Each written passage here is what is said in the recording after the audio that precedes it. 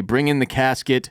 And then when the priest asks the audience to please be seated for a word from those who knew and loved Logan best, Roman, prepares to do his thing, but Ewan, Logan's brother, Greg's grandpa, who you will famously remember from Babe, Pig in the City. That'll do, Pig. That'll do. Who Roman asked Greg to keep away from the microphone. He basically forces his way on stage. Shouts to Big Jim Cromwell. Yeah, and Greg tries to stop him. Shiv joins in to try to stop him. Ewan ignores both of them. And he begins his speech by questioning what sort of people would stop a brother speaking for the sake of a share price. Yeah. And that's when you knew this whole thing was going to be golden. Yes, that sets the tone. And really, I think that line just kind of that says exactly what I'm saying about the whole scene. Encapsulates the whole situation. Yes. Absolutely. He says, "It's not for me to judge my brother. History will tell that story," which lets you know both how impactful his brother was and also probably how terrible he was, right? Which he gets into a little bit. He delves into how they came across the first time during the war for their safety, which also serves as the beginning of the derailment of Roman's eulogy, as we saw him practicing talking about that aspect of his dad at the beginning of the episode. So it's when it first occurred to me, oh my God, this dude doing what he's doing right now, Ewan, this is going to be what sets off the Roman implosion. And he gets into how Logan was sent away by their uncle to go to a better school, but he hated the school, so he left and he came back under his own steam. But when he got back, their little sister contracted polio and died. And this is something that has been referenced throughout the series indirectly, without ever actually saying what it was. But it turns out Logan blamed himself. He thought he brought the polio back with him.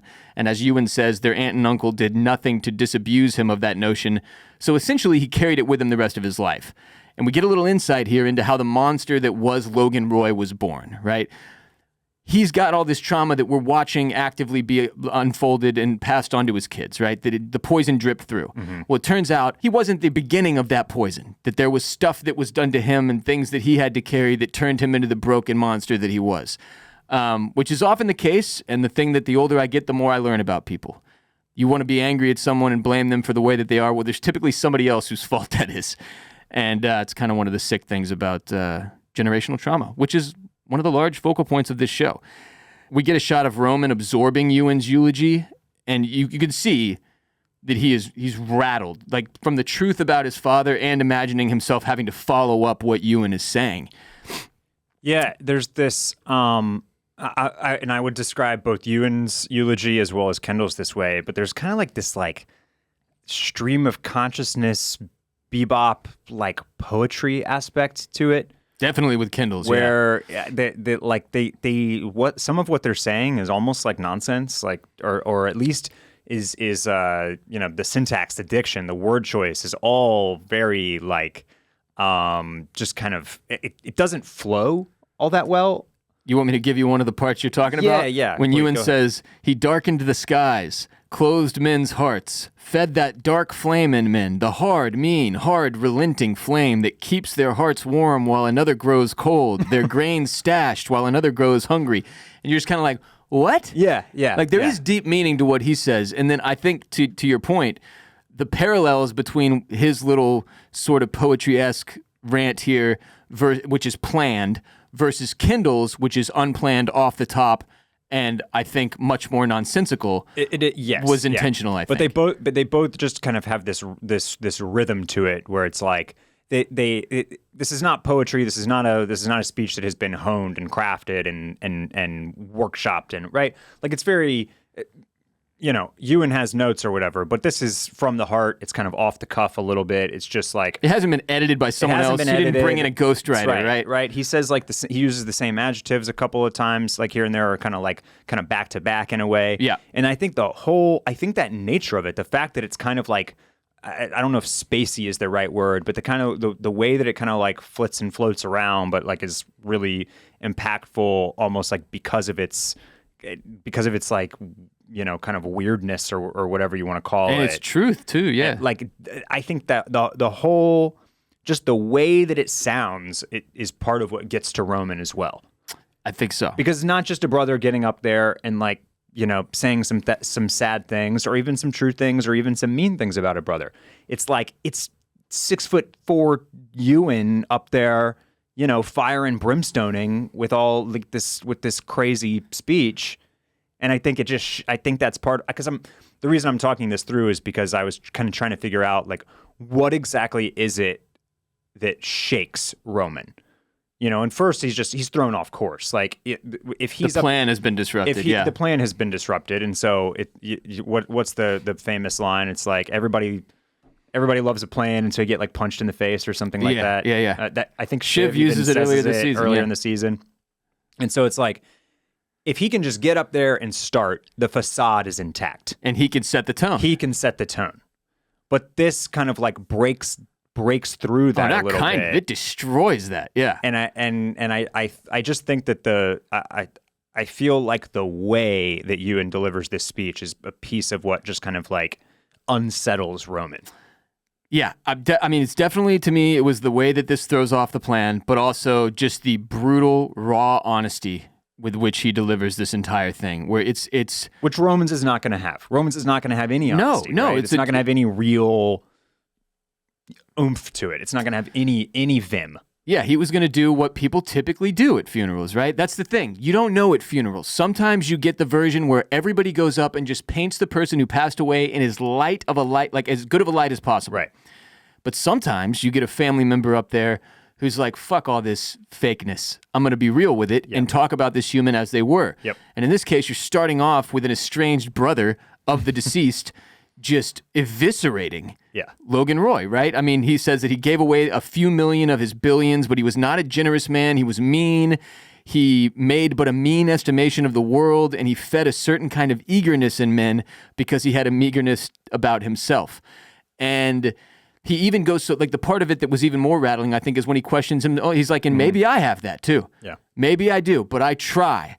And he closes by saying he doesn't know when, but at some point, Logan decided not to try anymore and that it was a terrible shame.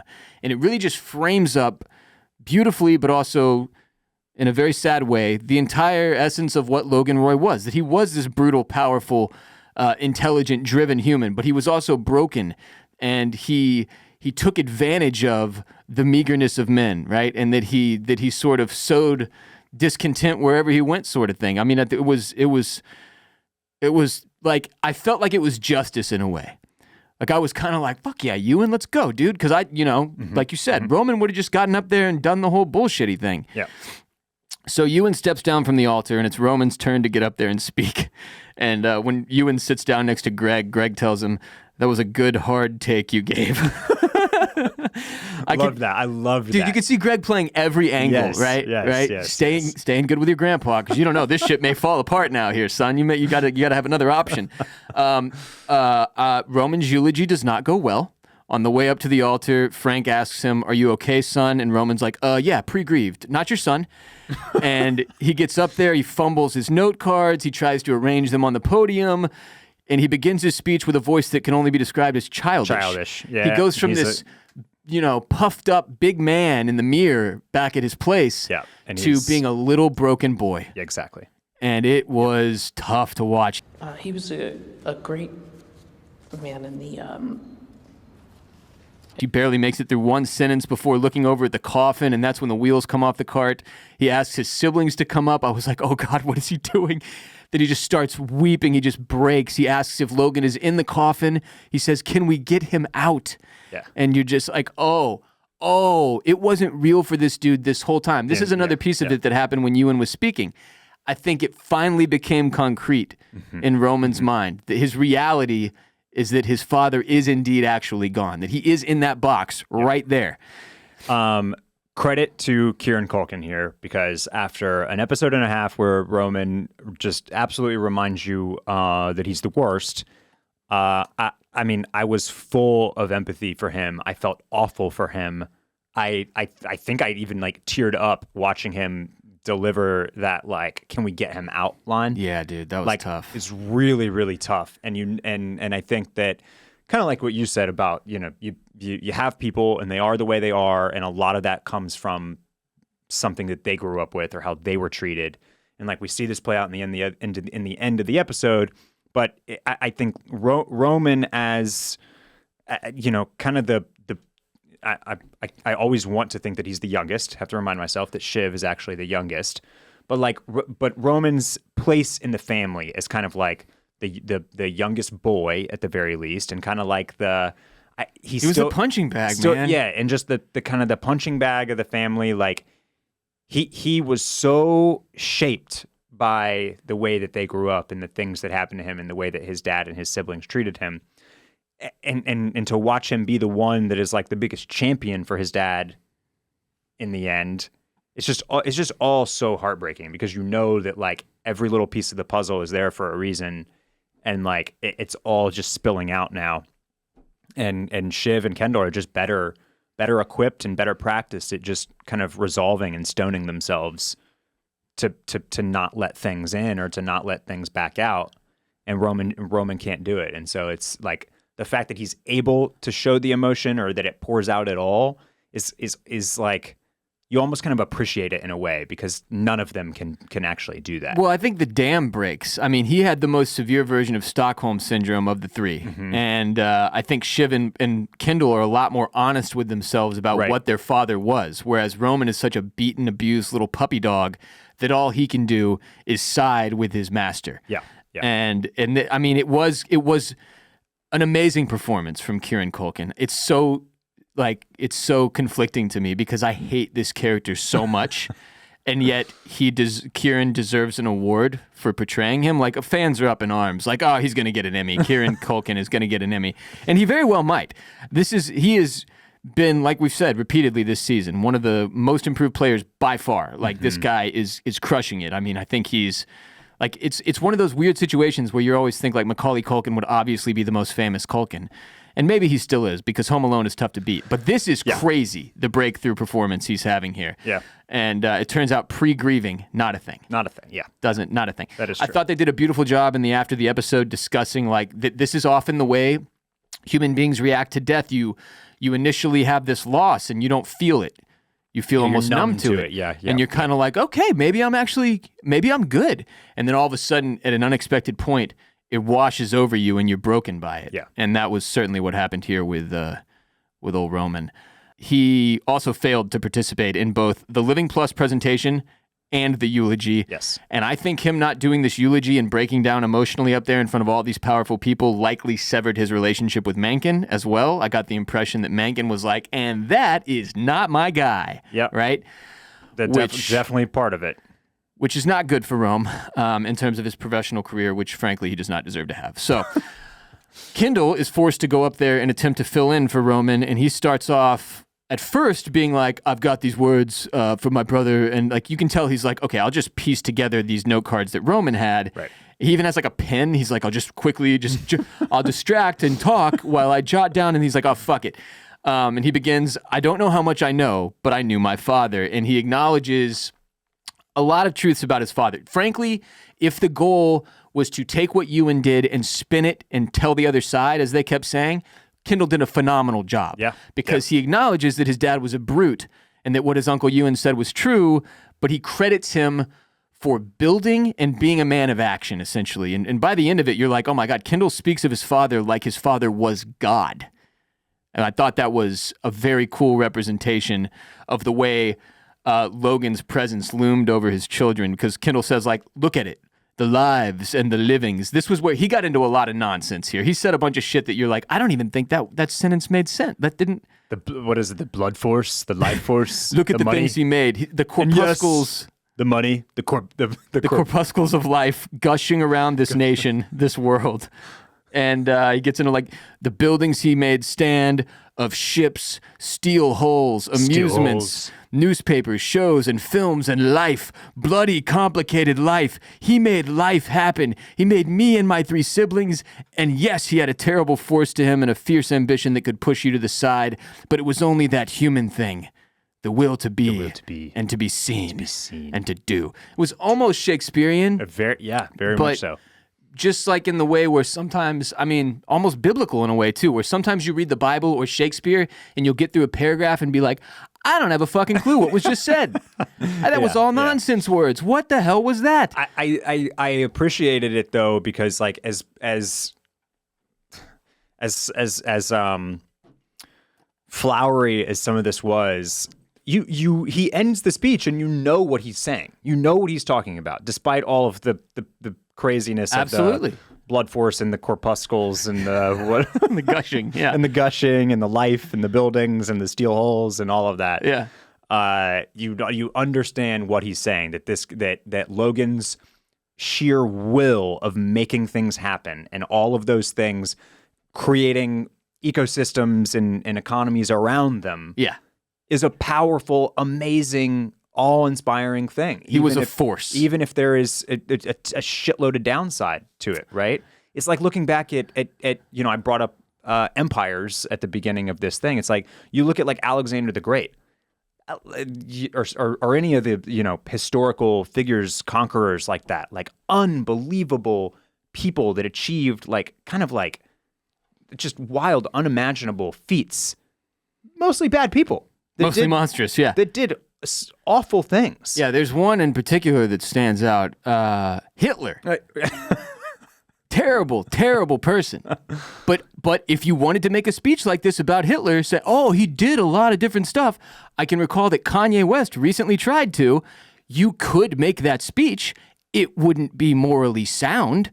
And that's where, like, at the end of it, no matter what, it's basically Kendall spews out a bunch of capitalism porn here. Like, he's like, It's true. Yeah.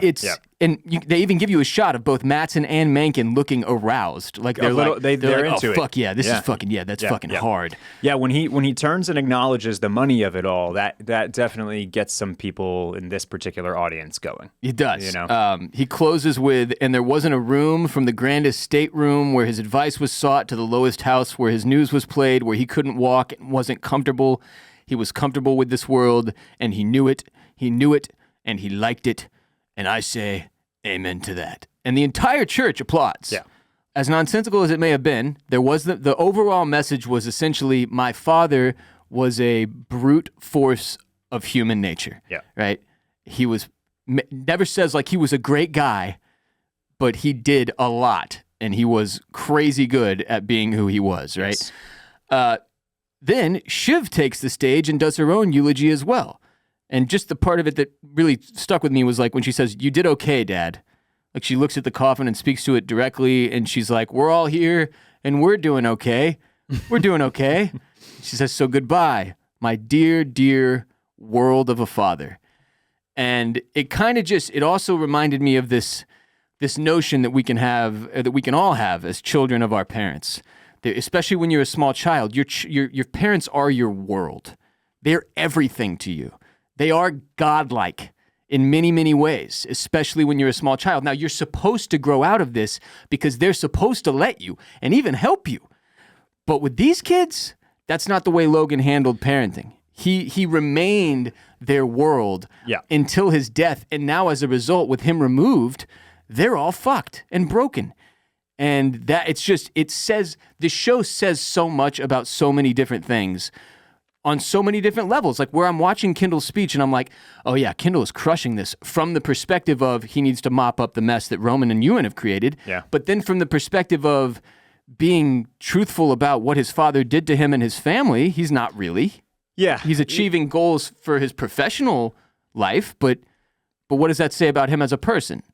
Yeah, for us as an audience, I thought it was a nice just kind of like summation of Logan as well, just to watch these three speeches, because all of them get up there and say at least one positive thing, right? And yet all three are also compelled to mention dark sides of him. Yeah. Now they frame it in different ways. They shine different lights on it. But the three that get up there, it's like they especially with Kendall and then even more so with Shiv, they want to get up and say something really positive. But it's kind of like when they have those final conversations where they're talking to into his maybe listening ear. Right. It's like, I love you, but also, hey, gotta remind you that you were pretty shitty sometimes too. Right. And I thought that was interesting because it's like you said about how at a lot of funerals, probably most, you don't get a lot of the raw honesty. People want to remember the good things about you. And so if you end up there in the coffin or the urn or whatever, and people just can't help but to remind everybody sitting there about the bad stuff too, there was probably a lot of bad stuff. Yeah, that's a fair point. I think you just brought up something I hadn't considered. Though the moments where Tom is third person holding the phone up to the ear of, potentially dead already Logan Roy so that these kids can all talk to him, Kendall and Shiv both do what you just said, where Kendall is like, I can't forgive you, right? Shiv brings up like, you were pretty shitty to me. I can't believe you were the way you were. Roman can't really bring himself to do that. Just like he can't even bring himself to speak at this thing. And it was just a great parallel there between that moment at Connor's wedding where they're all finding out that this man is gone and this moment at the funeral where they're all delivering a eulogy. What did you make of Shiv even taking the podium at all? Because clearly that wasn't planned. That was impromptu as well, yeah. I think everybody that gets up, I think after all three speeches, let's call Roman's a speech as well, short as it was, I just think she can't not get up there and say something and attempt, like, get one maybe final attempt at a sense of closure. I think it was that, and then the other layer I think was that this all, to your earlier point, this whole thing is a move. Politicking. Yeah. It's all move making. So she needs to be seen. She's got to be seen up there making her statements too. Yeah. And it was like she's trying to become the American CEO for Mattson. She's got to get up there, and she can't just let Kendall have been the one who dominated it. She's got to go try to do her thing. So great there was point. a lot of that was really, again, like you said, kind of disgusting, where you're just like, oh man, these fuckers can't stop. They don't know when to turn it off. Perhaps they never can.